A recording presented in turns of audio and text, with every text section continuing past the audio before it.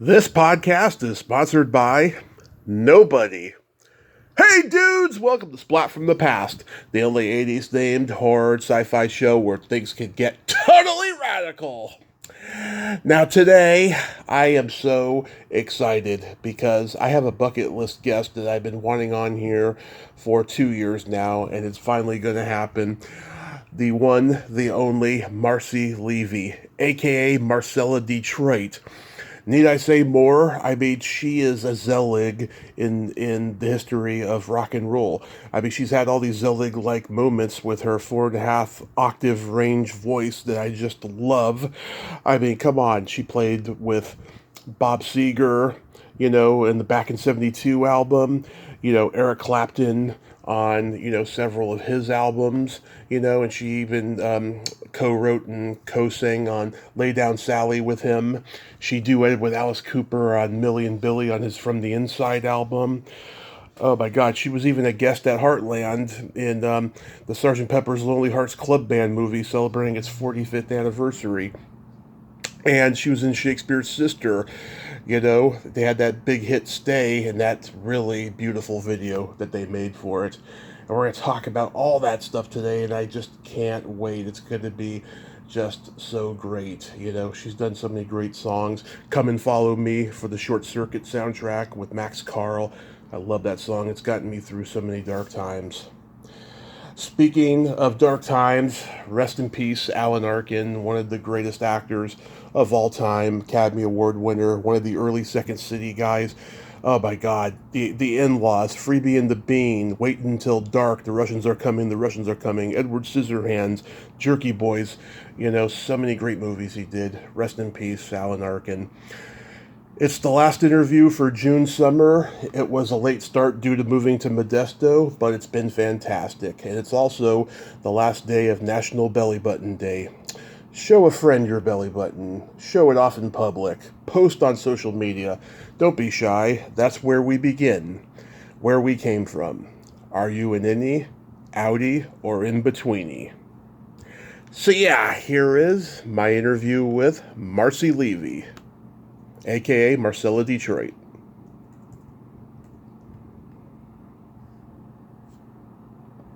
Hey Marcy, welcome to the show. How are you today? Hey there. Good. I can't tell you what a great honor this is. I think you're one of the great voices in music, and I thank you so much for taking the time today. Oh, you're so welcome, and thank you for your kind words. Absolutely. So, going back in time, what age did you start gravitating toward music? It was really even right before I started school. My father and I used to sing together, and then when I joined school, it was, when I was 5, it was just get into whatever. I think it was a school chorus.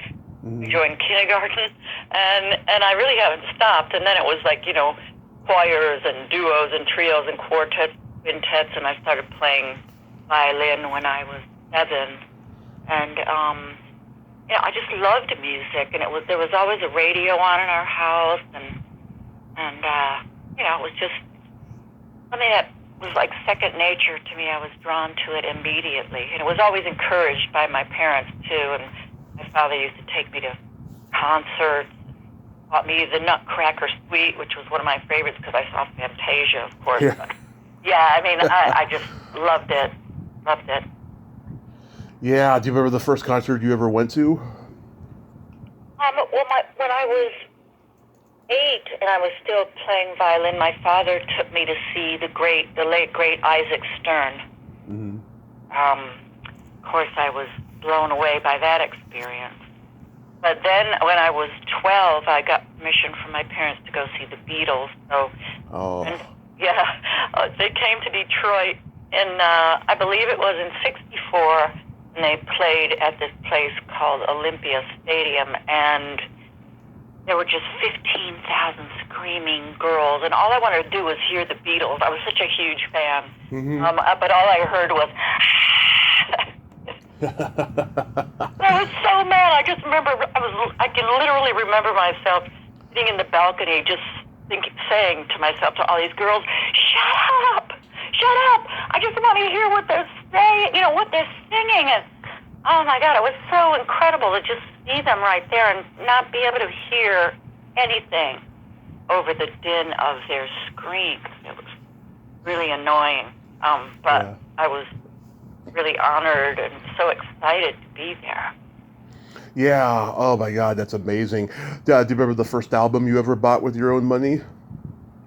I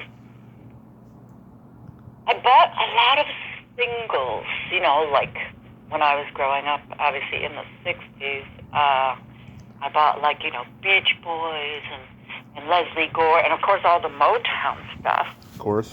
The first album that I ever bought was Meet the Beatles, their first album. Oh, yeah. Yeah. That's a great album.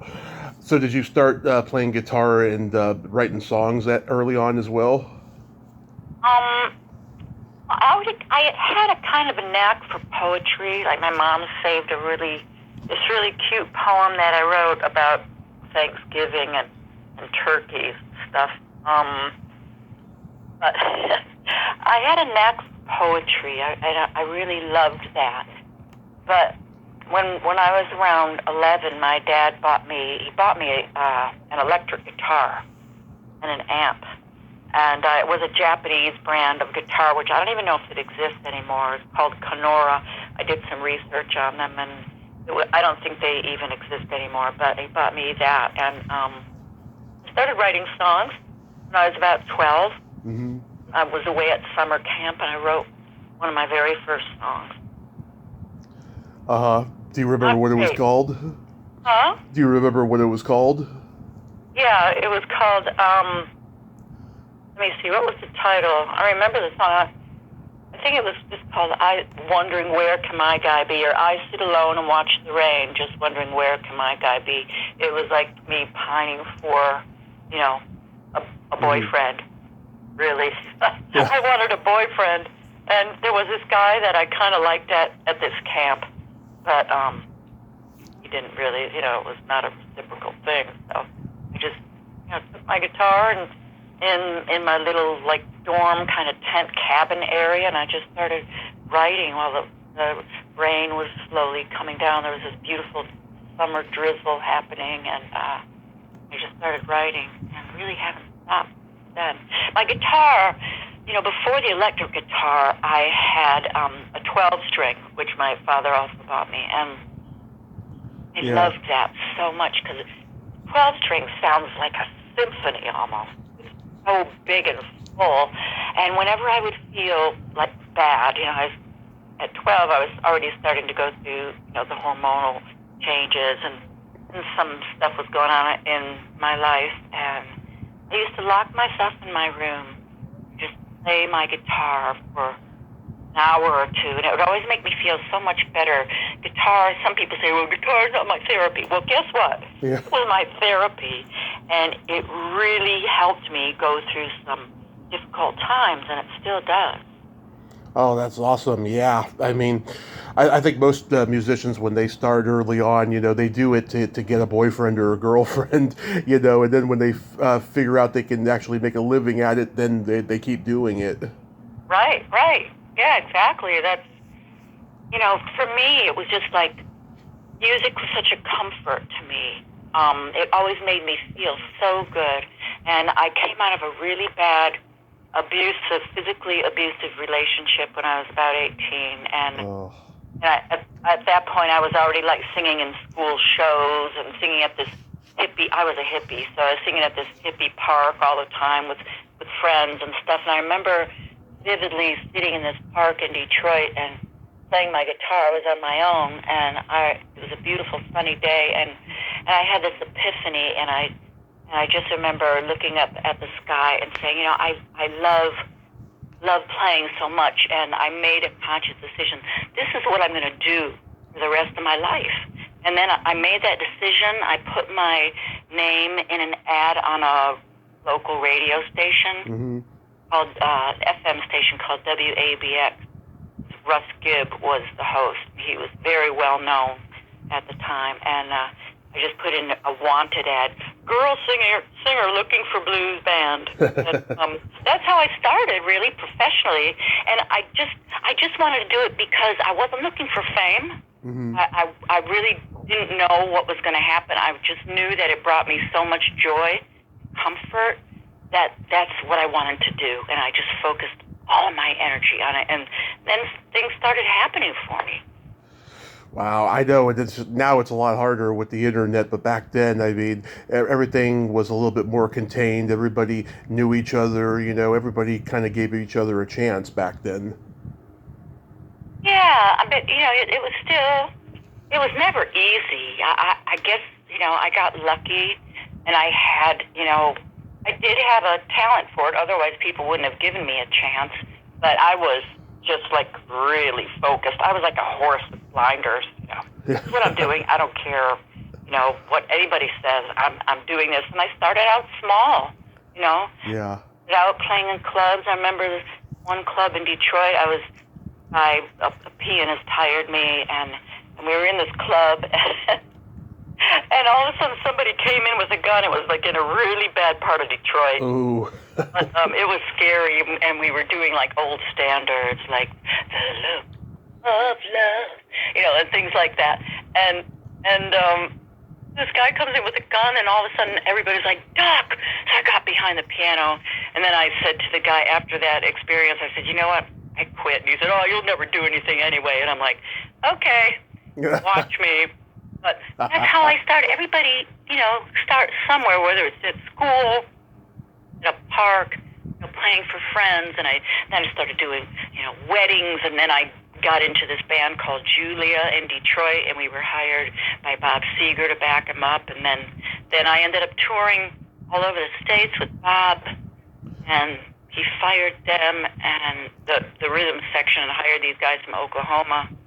And I moved there, and then I ended up working with Clapton because of that connection. So, yeah, you start, you just make that start, and you take whatever you can to get the experience, Yeah. Of course, you didn't take, gigs that you felt like were dangerous or not anything that, maybe were in your wheelhouse, but yeah, there was a lot of paying dues these days, but these days it's more like people want to be famous instantly. They don't want to do the work. Yeah. They just think, oh, I'll just get on American Idol, or I'll just get on The Voice, or one of these shows. But I think it really builds character, builds experience, showmanship, just everything that you need, technique as an artist. I think you really need that experience. Absolutely. Yeah, I listened to Back in 72 the other night. What a friggin' masterpiece it is. Oh, God. Turn the Page, Rosalie, Neon Sky. Great tunes. Did you know at the time that it was a good album?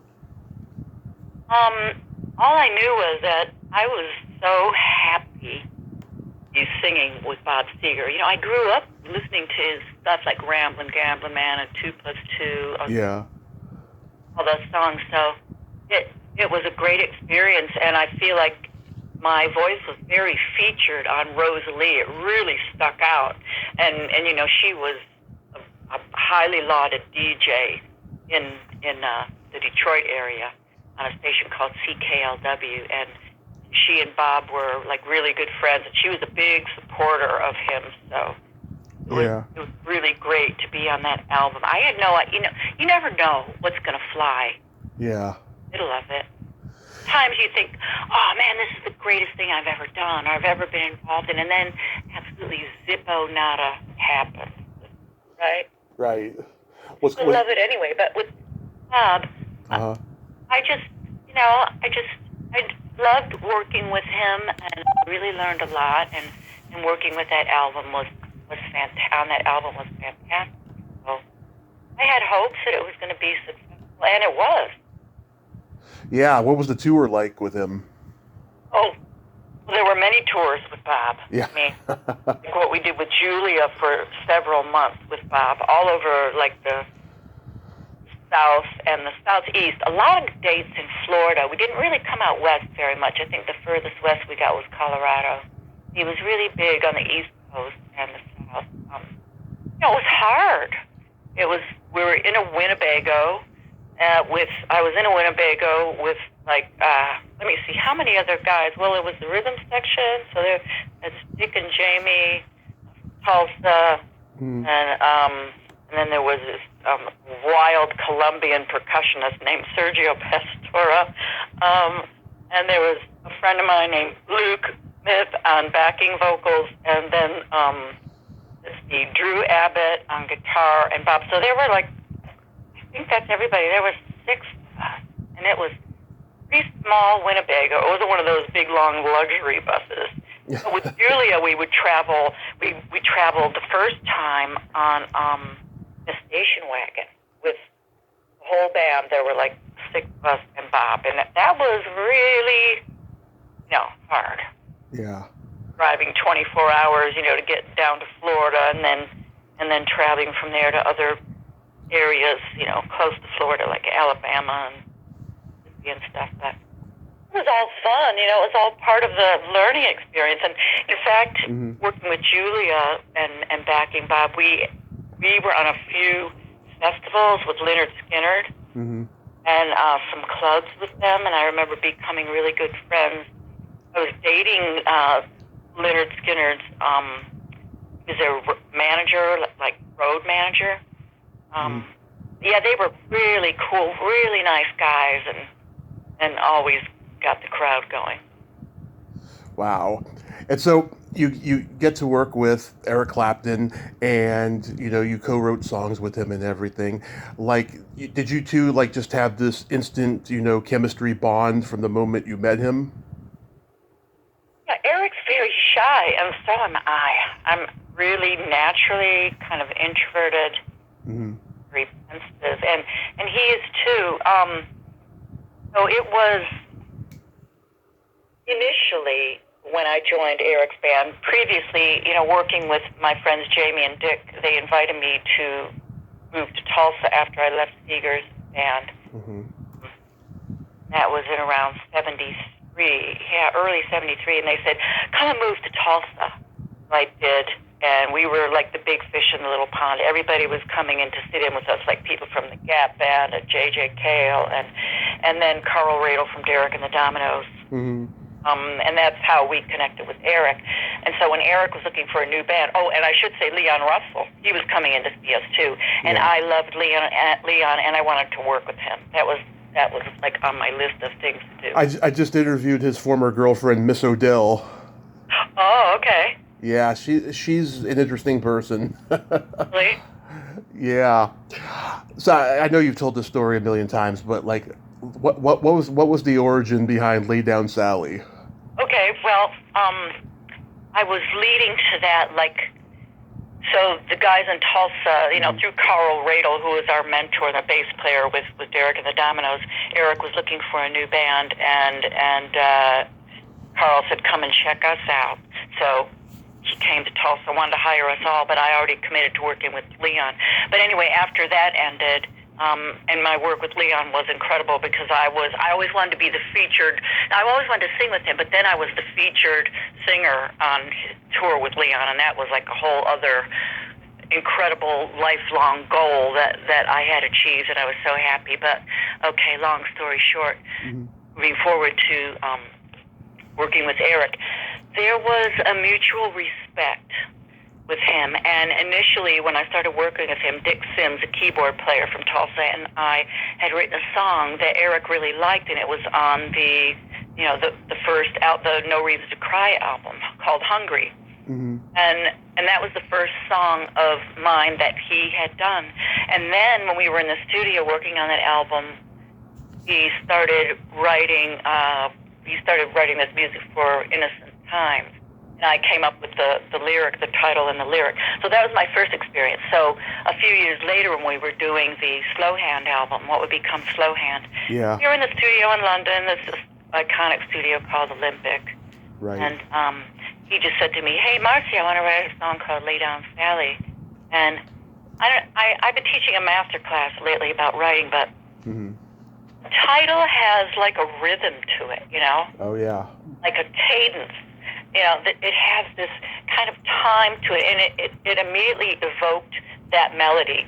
I just started singing the melody, lay it down, Sally, initially it was more of what we call a second line New Orleans beat, like a Bo Diddley beat, like a bop, bop, bop, a bop, and we worked on it all day, right? Yeah. And George Terry and Eric and I were working on it, and it was that groove, but we completed the chorus and most of the lyrics in the chorus.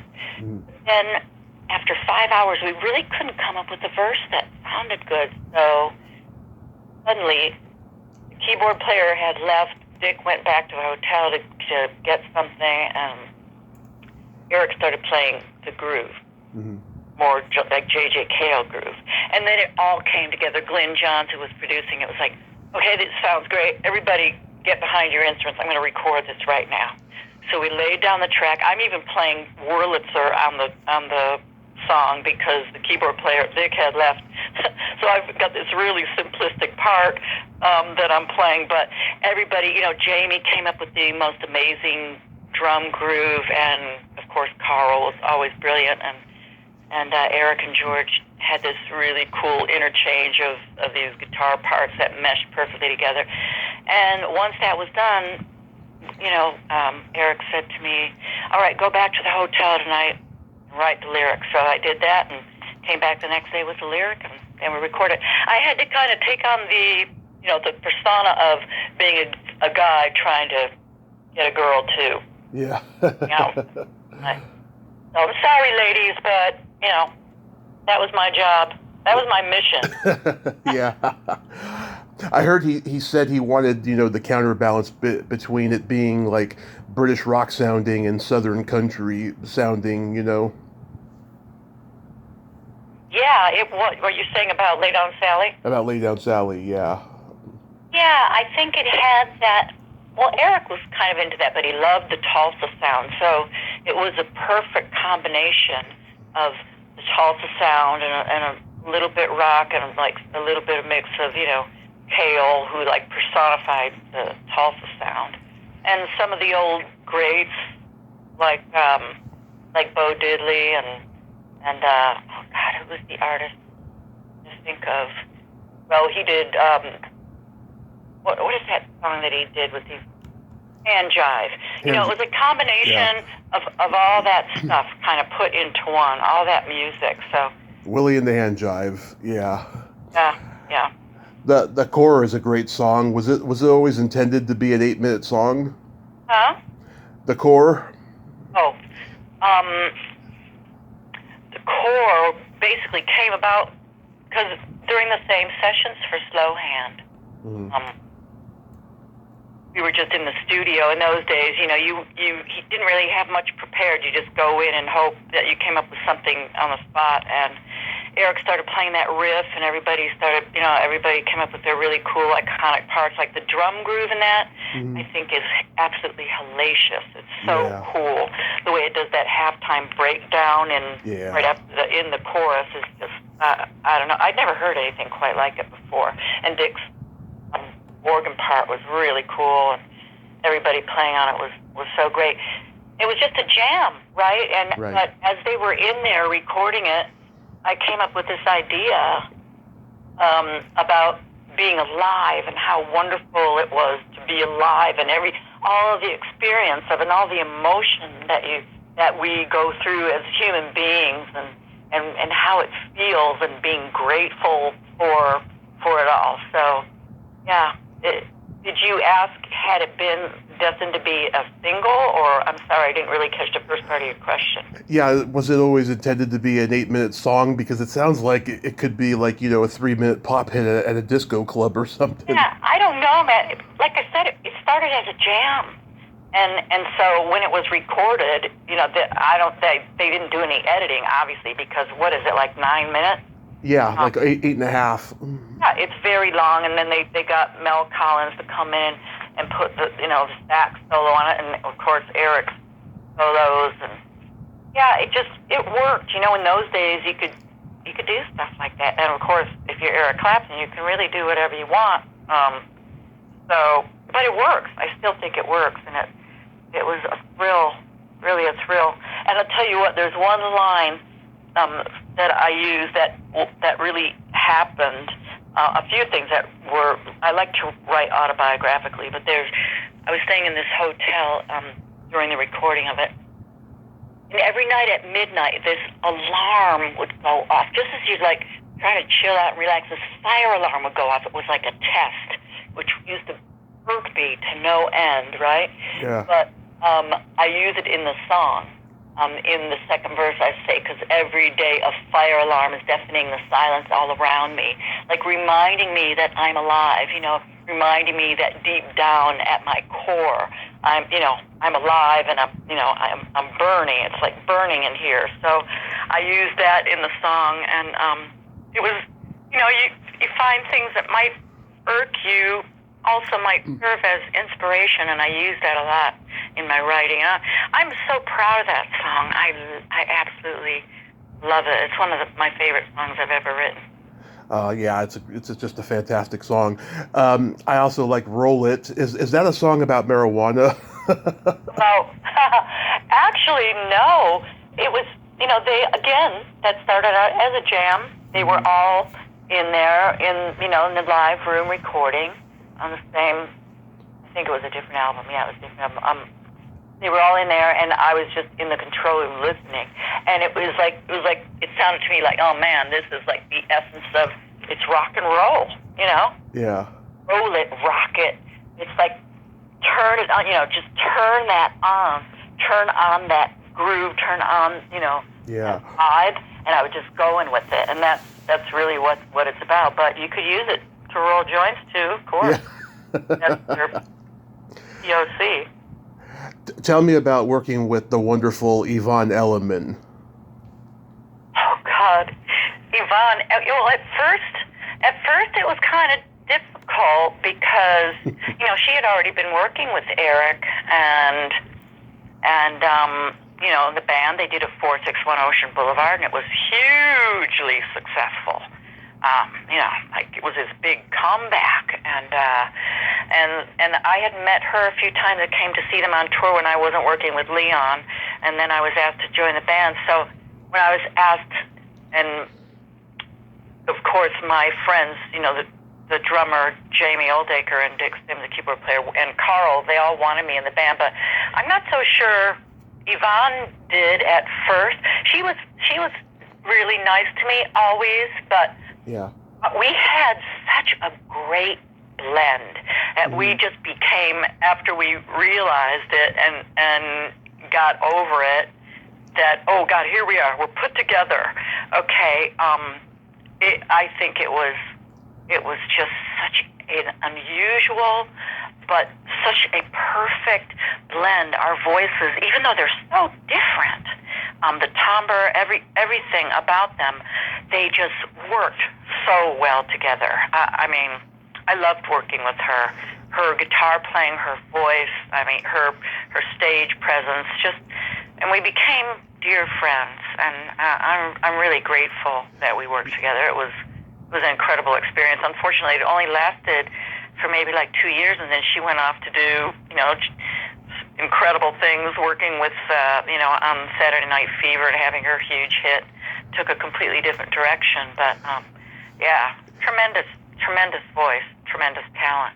Now comes one of the songs that I love the most from you, and that's Million Billy. Oh my God. That was so crazy. I mean, when I moved to LA, I left Tulsa around 78 when Slow Hand came out, because I felt like, well, a friend of mine said, you got to come out to LA. She was from Tulsa, and she's like, you got to get out to LA. There's so much more opportunity here for you than there is in Tulsa. And she was right. So I came here, and then through her, she was started to go out with this amazing Grammy award-winning sound engineer named Umberto Gatica, and he was doing some incredible stuff, and he ended up being David Foster, the producer's right-hand man. So I started working with lots of different people through Umberto, and then it led to David Foster, and David produced an album on me right after I was no longer in Eric's band. Yeah. Fired the first time. Anyway, that's another story. But so he produced an album on me, which didn't really fly. The RSO records didn't really get it, and to be fair, I think they were right. It wasn't great, and it wasn't really me. But anyway, so David, we continued to work together, and he would call me to do sessions, like with Daryl Hall and so many incredible people. So he called me one day to do this session with Alice Cooper. Mm-hmm. Now, I loved Alice Cooper, first of all. I was like a hippie and a rebel, and I used to always go see him in the Detroit area when I was a teenager. Yeah. Loved him. He was a great performer, and I loved his music and what he represented. And so when I got the call, I was like, absolutely, are you kidding? And then when they played the song for me and I realized what it was about, oh my God, about these two people in an insane asylum plotting to, and killing somebody in the institution. But it was so much fun. Alice is really down to earth. I mean, during the session, he and David were talking about playing golf. And I was just like, when a dog kind of cocks its head and goes, oh, wait, they're talking about playing golf? This is so crazy. But doing the song together, singing it together and hearing it, and I love the way it came out. It was really cool.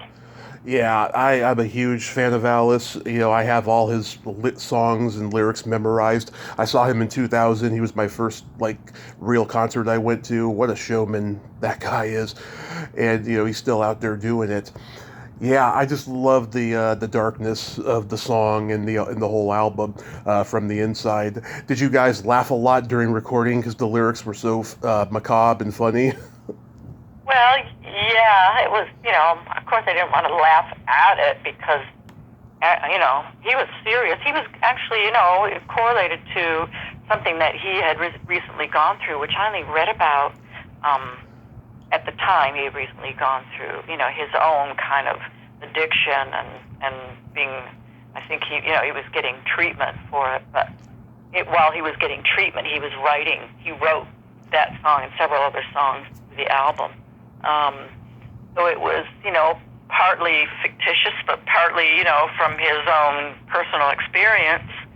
So I was marveling at it, like, wow, where in the world did this come from? He didn't say, and I didn't really ask. I was just like, okay, I'm gonna do my job and find out about this later. Yeah. But it was very Alice, It was he expected. So that's what he did. He was the king of shock value. I mean, before Ozzy, along with Ozzy Osbourne, he was the king of that. So of course it was something that he would do. Oh yeah, whether it's about cannibalism or necrophilia or any of that dark stuff, Alice can excel at it. Yep. That same year in 1978, you were both in, not together, separately, but you were both in the Sgt. Pepper's movie. How did that come about? That came about because I was still signed to RSO Records, Robert Stigwood, and, Stiggy, we call him. He was involved in that movie and produced it, and because I was on the roster, he was always trying to help me. He helped me get signed to RSO Records with my own deal. He put me together with Robin Gibb of the Bee Gees. He was always, helping me, and that was, he got me into the film doing that. So, yeah, that's how that came about. Yeah, I mean, the production looks, oh my God, astounding, but it's not, a great movie. It's on the list of the notorious movie disasters.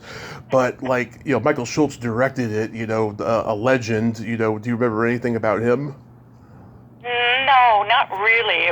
I don't remember much about it except that we were all given these kind of director's chairs with our names on it, and we were in I believe it was the finale scene. So I don't remember much about the people in it.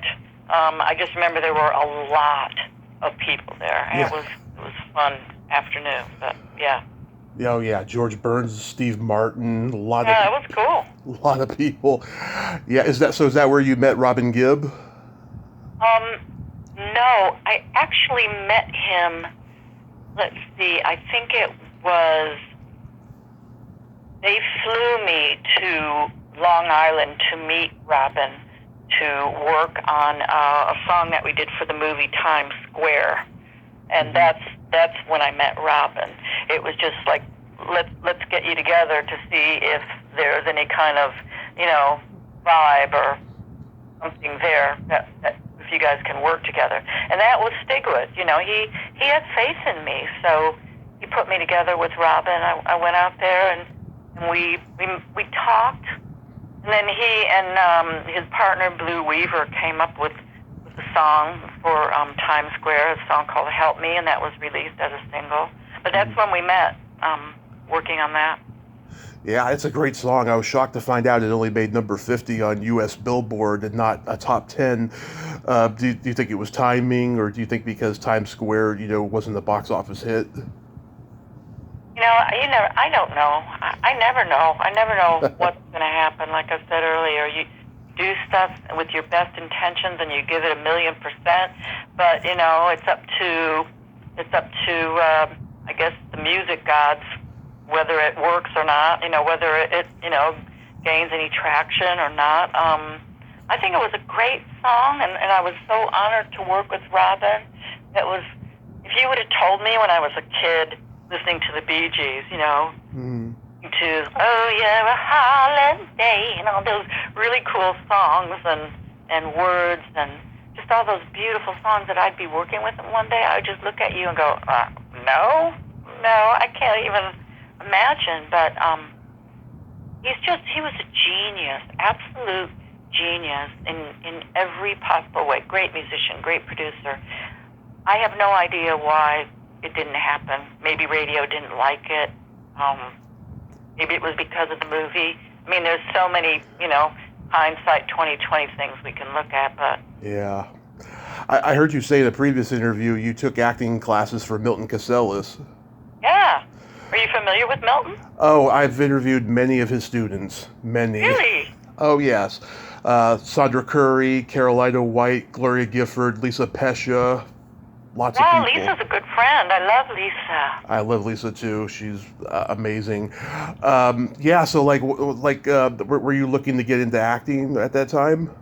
I wanted to take acting to enhance my live performances. I felt that it might help me.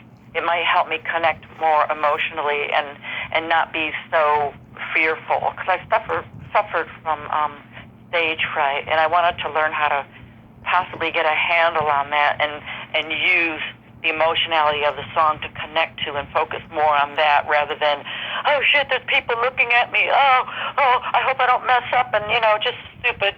Well, a lot of people suffer from it. Carly Simon, PJ Harvey, it's been Adele. It's a hard thing to overcome, even Barbra Streisand. So I thought it might help me to get over that.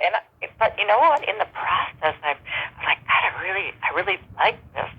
This is really fun. And in the process, you get to learn about yourself, what makes you tick, and how you can apply your own emotions to any character. So it was a great experience, and he was quite a formidable figure. Oh, yeah. I've been told, he was wonderfully eccentric, but yet he was so passionate about the art of acting, and of course everybody knows, about the Scientology thing, Yeah. I avoided that. I was like, no way, I'm not getting into Scientology, but he never forced that on anybody. No. Wanted to do it, cool, but he would talk about some principles of it in the class, which were relatable, but it was nothing that you couldn't see from the outside and go, oh yeah, that makes sense. Just talking about giving labels to people who were negative and getting them out of your life, and it all made sense. We all have those people in our lives who are very negative and haters, and who can, of course, feel bad about what you're doing and stop achieving your goals for their own jealousy or their own kind of lack of anything going on in their own lives. But other than that, he was absolutely brilliant, and it was so inspiring, I have to say. One of the most inspiring experience I had. But I didn't really pursue acting. I did a few things, like for his theater, and then I was in another play, and I got some really great reviews. But acting really helped me, I feel, with, doing videos and... Absolutely Fabulous. Oh, yeah, there you go. Yeah. That was quite a trip.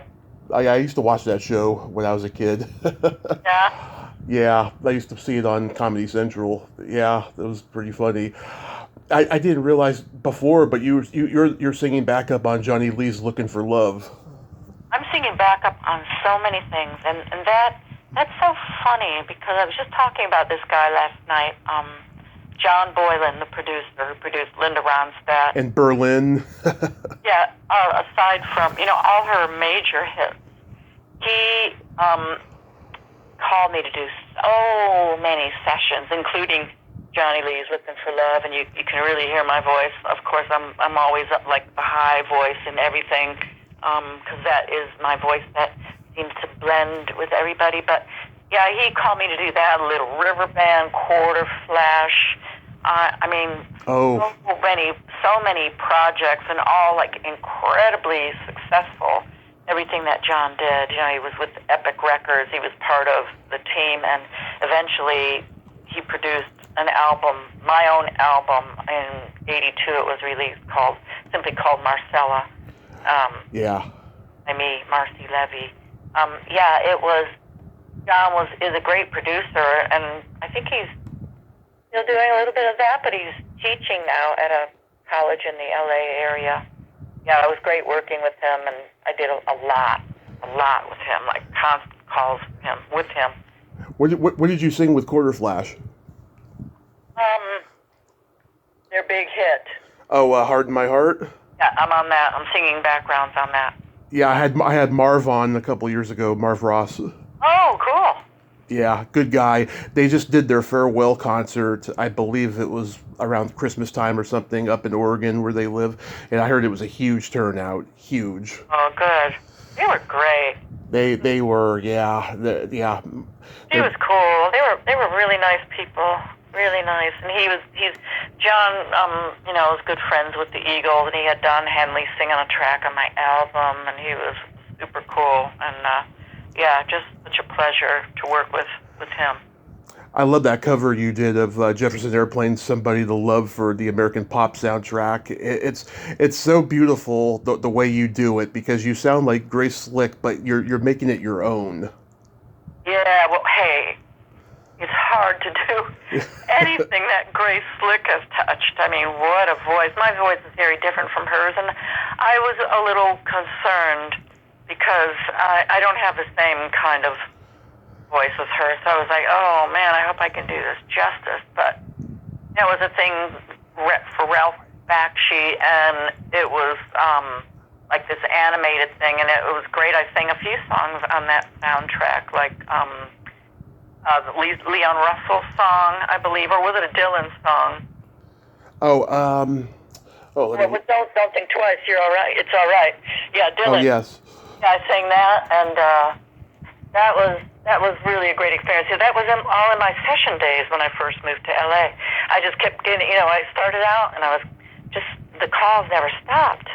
I was really lucky to keep going and doing that, and yeah, it complements the beautiful psychedelia of the rotoscope animation in the movie. Did you write "Climbing to the Heart of Love"? Yes, I co-wrote that. I love that song. Why didn't you sing it for the movie that it was in? Why didn't I? Yeah, because you would have been perfect for that song to sing. Well, when was it released? 1985. 85. I guess they wanted somebody else to sing it, It was Jamie Bond. I don't know whatever happened to her, what else she did. Yeah, I have no idea. Unfortunately, the people that I wrote that with, one of them passed away, this guy named Bill Hughes. Mm-hmm. But his writing partner and I kind of had a falling out, and so I think we hadn't fallen out as of then, but I did sing the demo of it, So.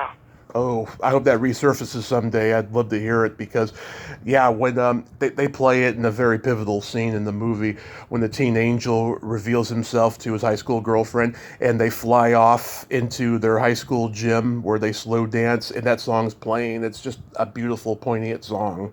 Oh, yeah, it was pretty. It was a beautiful song. Thank you. Yes, my absolute favorite song you ever sang on is "Come and Follow Me" with Max Carl. Really? That's your favorite? Wow. Yes, that song has gotten me through some pretty dark times. The most recent, not long after I had reached out to you to come on here and stuff, my aunt and one of my best friends died in the same week, and I put that song on, and it gave me so much comfort. It did. And the lyrics of that song, they sound very spiritual and Christian-like. Was that the intention when Max Carl wrote it? I don't know. He never told me. But, I had met him, and he was playing around L.A. He was in a band called Jack Mack and the Heart Attack. Oh, yeah. Excuse me. And it was such a great band. I used to go see them every time they played, and sometimes They're great, yeah. With them. But I didn't know really about the writing. Max called me and asked me if I wanted to come and sing on it for the film, and I was like, yeah, absolutely. I loved his voice. What a great voice! Oh my God, he's got the best rock and roll voice you could ever want, right? In a male. I just love his voice. So of course I was thrilled to do it, and I think it came out great. I loved it. Yeah, that line, "In your eyes I see you're alive as me," it always gives me chills. It's very godlike. That's why I had to ask if it was religion or spirituality, influenced. But yeah, I've loved the song my whole life. Did you see Short Circuit in the theater when it came out? Yeah, I saw it there, and I've seen it at home as well. Yeah, so like, how does it feel like when you hear your song at the end during the credits?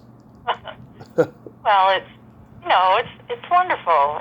It's an honor to hear that and to achieve that, and I think it fit the film really well. I'm always, I guess, tickled when I hear that, and it always makes me proud. Yeah, it also plays in the background of a bar scene about an hour or so in, but you don't really notice it until you watch it a few times because it's a bar, people are talking.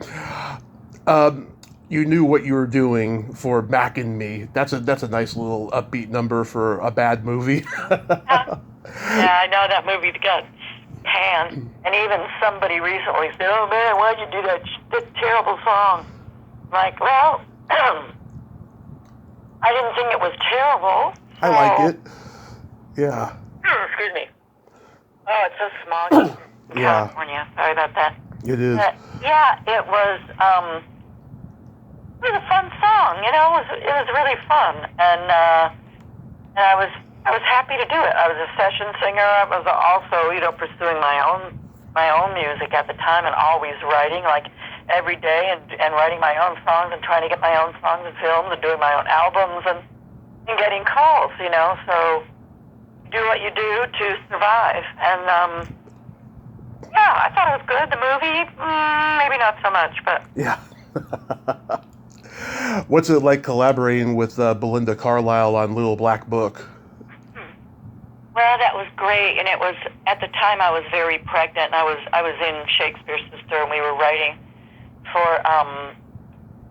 we were actually taking a little bit of time off and completing some songs as well for our second album, Hormonally Yours. So there was some time. I was in LA, and my ex-partner now, Siobhan Fahy, was in London. So Richard Feldman, who initially put us together, songwriter and producer from Tulsa, who produced our first album, started working with Belinda, and he asked me if I wanted to write with them.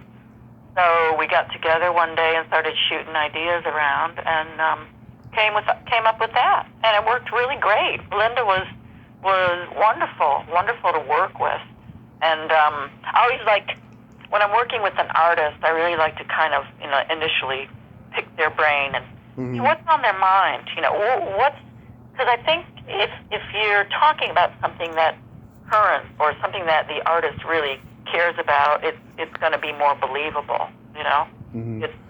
So we just started talking about stuff, and she said something about my little black book, and I said, I love working with titles. So I said, there's a title right there. And everybody was like, yeah, that works.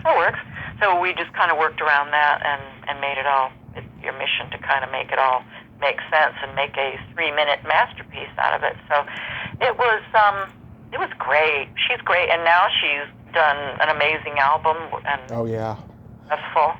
I interviewed her son last year for a tribute to his grandfather, James Mason, and God, yeah, he looks just like his grandfather, has his cadence, even though it's not a British accent, got his cadence when he talks like him. Oh, really? It's amazing, yeah. So, how do you come to join Shakespears Sister? Well, the guy I just mentioned, Richard Feldman, he's from Tulsa, and the first day I moved to Tulsa in 73, I remember it very well, September 13th, 1973, got on a plane, was immediately taken to Leon Russell's church studio, and met this guy this crazy, poodle-haired, long-haired, bearded guy named Richard Feldman, who was working on some songs, and I was asked if I wanted to go sing on it, and I was like, okay. I went to the famous church studio and met Richard, and I ended up doing some background vocals, and we became really good friends. And fast forward to 5 years later, or no, actually more like late 80s, like 87, so about 15 years later, he moved out to California about a year after I did, and he had a studio in his house, and he noticed he was getting some new neighbors, and it happened to be Dave Stewart of the Eurythmics and Siobhan Fahey. They were married. She was from Bananarama. Yep. She was very pregnant, but she wanted to work on some music. She was planning on leaving Bananarama, so he started working with her. He went over and introduced himself, and said, hey, I've got a studio, and blah, blah, blah. So they started working together, and Richard said, you guys would sound really good together. Your voices would work really well together, and you could write with us, you could sing on it, and play, whatever you wanted to play. So he introduced us, and we started working together. And initially, I was a hired hand on the first album, the Sacred Heart album, but the second album, I became a full-fledged, 50% member of it. But yeah, that's how we met, through Richard. Yeah, Harmoniously Yours, took off because of Stay. It was such a huge hit. Were you shocked at how big it became? Absolutely shocked. But I'll tell you, when Siobhan and I, we just started working on the second album together, just she and I, and initially it was going to be a concept album, and we took this idea from a movie that her husband Dave discovered called Cat Women of the Moon. Mm-hmm. There were these women with superpowers that lived on the moon, and these earthlings came to visit. So we used the movie for inspiration, and we wanted to buy the rights to it, but it proved to be too costly. We wanted to superimpose ourselves into it, but the record company was like, no, not doing that. But we still used it as inspiration. So Day was inspired by one of the scenes where the Catwoman has fallen in love with an earthling. Mm-hmm. And he had to go back to Earth. So that's where that came from. And when we wrote it, and we took it over to her house afterwards, and I had recorded it all on my little Fostex 8-track, and we played it for everybody. Dave was there working with the amazing producer, Chris Thomas, and he was working on his album called Spiritual Cowboys, one of his incarnations. And Chris Thomas jumped up, and he went, smash number one. Like, what? Really? Yeah, we were absolutely shocked. And when we were working on the album, which we recorded at, believe it or not, George Harrison's studio in Oxford, and Dark Horse? Yeah, in Henley on Thames in England. Several months later, we did most of the album there, and we did Stay. We put some basic stuff down for Stay, but when it came time to actually mix it, we got Chris Thomas to mix it because there was some trouble with it and not sure, how we wanted it to sound, even though this guy Ian Maidman, who played, helped production with it with Steve Ferrara and Alan Mulder, it was absolutely incredible. But Chris was like, I want the original vocal that I heard that you played me when I first heard the song. I want that demo vocal, and I want all the background vocals. So in those days, we didn't really have the technology we have to do that. I had to send him the tape. You couldn't send stuff over the internet, right? It wasn't really a thing yet. So I had to send him the tape, and then he had to fly it in. We didn't really have, we didn't have the luxury of, flying stuff in, MIDI and everything that we have now. We had kind of the start of it, but it wasn't the same, and things didn't really sync up. So you can hear at the end of the song, vocal is kind of drifting off. Yeah. Why? But yeah, we were, to answer your question, sorry I went off, but I thought it was fascinating how he had to have that vocal, and he had to have our background vocal, and Siobhan's vocal. So yeah, we were, when it hit the charts, and I think it entered at number 29 or something, and it kept going up, and we were doing this iconic show called Top of the Pops. We were kind of a bit nonplussed because we had no idea of the how huge it was going to be. And then it was number one for 8 weeks.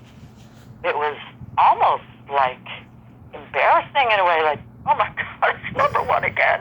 Here we are, 5 weeks, 6 weeks, 7 weeks, 8 weeks. It broke and still holds the record for the longest running number one for a female band in the UK. It was so surprising.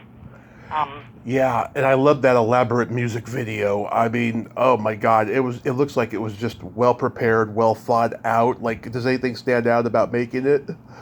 Well, here's the thing with it. The woman who did all our videos, Sophie Muller, who is an icon in herself. She's done Sade, Eurythmics, Blur, I mean, you name it, and all of our videos. She really couldn't come up with an idea. The song is weird. It's I'm singing, and then all of a sudden Siobhan is the alter ego coming in and saying, you better hope and pray that you make it say that to your own world. I mean, it's a complete dichotomy of what's going on. Nobody could come up with anything. So it was actually my husband, Lance Aston, who's also credited as Casio Man on our albums, because he also is good at sampling sounds and working with this Casio keyboard. Anyway, he came up with the idea that I was singing to, my lover who is dying, and Siobhan is the angel of death. We had a meeting with Sophie. She came over to our place in London, and he came up with this idea and told her all about it, and everybody loved it. It worked great.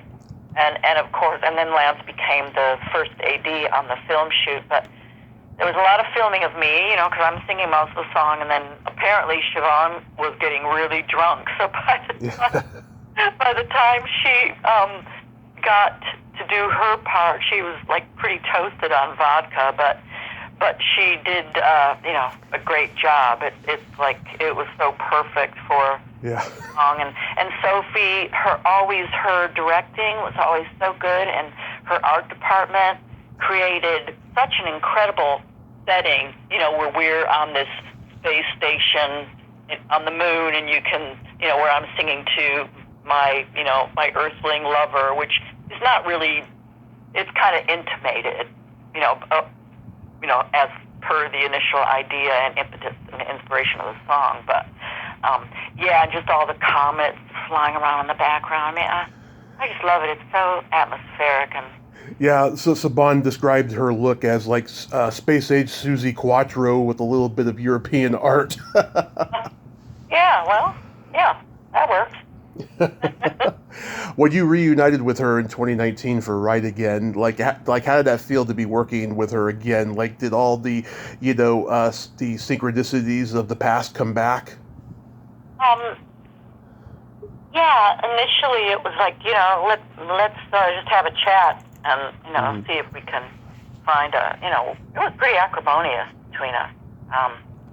I was glad that we were able to have that chat, and then again, that was in May of 2018, and then I was going to be in England in July of that year, doing my own residency at a really cool club over there, and Siobhan was over there, so we met again, and it was actually lunch with her and her manager and my husband Lance again, and Lance was like, why don't you guys see if you can still write instead of doing like a retro tour? You get on all those tours. See if you could actually, if you still have that magic. So, yeah. When we came back from that in October of that year, we went out to the desert, which we realized that we both loved and find very inspiring.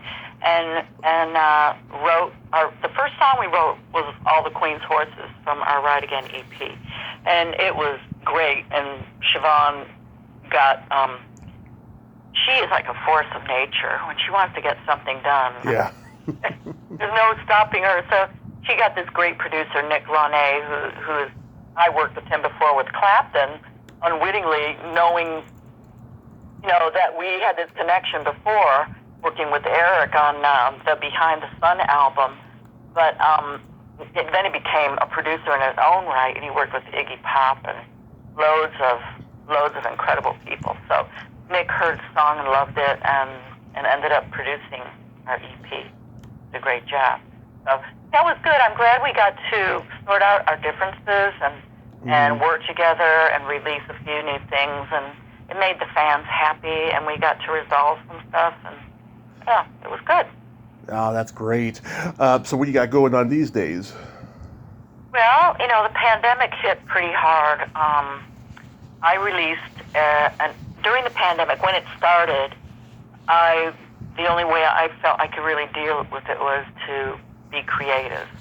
So I just started writing and writing and writing. I could see out the window. It looked all scary out there. So, okay, just be creative. Nobody knew what they were doing of running this country. It was just, a complete shambles, and the whole world was so unprepared for it. So I just started writing, and then I wrote like 70 songs, and I realized, I can read some of these songs out. There's an album here. And I released an album at the end of 2021 called Gold. I was doing a lot of live streams during the pandemic from my own home, and that was really fun and really rewarding. But releasing the album, celebrating my 50 years in music, and I also finished my autobiography that I'd been working on for... Oh, fantastic. Yeah, it was quite long. I had to do a lot of editing, but it was physical copies, which we sold out, but we may make it available digitally. But the album is on, all digital platforms like Spotify and Apple Music, iTunes, blah, blah, blah. It's everywhere. So yeah, there's a few great songs in there. In fact, one of them got in top 10 in the charts, in the official UK charts. Mm-hmm. Elton John and Dua Lipa were number 1, and we were number 7. It's a song of mine called Alien to Me. Wow. It's about, hey, if there's any aliens out there, come and get me. I'm ready. I'm ready to go. Love it. I gotta hear it. I haven't heard it yet. So when's the memoir coming out? Huh? So when's the memoir coming out? Well, like I said, it was out physically, but it sold out. We did very limited copies. Okay. We're thinking about making it available digitally, but I haven't really put it out yet. I haven't really looked into it thoroughly. So I'll post anything about that on my MarcellaDetroit.com, or I'm on Facebook and Instagram. And Oh yeah, I meant to ask you that. So how did Marcella Detroit come about as like what, an alternative name or an alter ego? It was suggested when I joined Shakespears Sister by Siobhan. She said, you've done all this background work, and it might give you a new lease of life. And that's what they say in England, lease of life. We say lease on life here.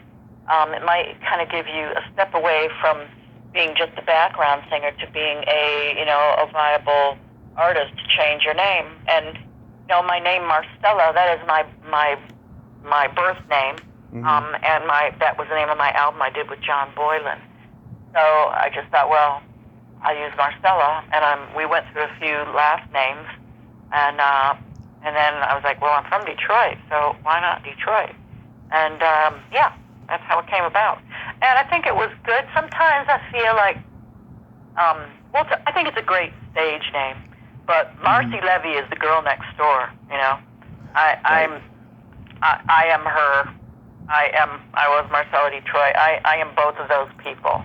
As a performer, Beyonce uses, I am Sasha Fierce. When I'm, whatever you got to do. In Shakespears Sister, I was Marcella Detroit, but I'm still Marcy. That's me. I like it either way. I mean, you are who you are, and I like it either way. Real quick, today's the last day of June, and June has been National Belly Button Month, which is an online holiday, and the belly button's my favorite part of the body. I'm curious, Marcy, are you an innie, outie, or in-betweenie? I'm an innie, and I had my belly button pierced in, like, 96, and I hated it so much. I just kind of took out the ring, but yeah, it was disturbing my that chakra. It would just make me feel very strange, so I had it removed. But yeah, I'm an innie. Yeah, you still got that little hole above it, right?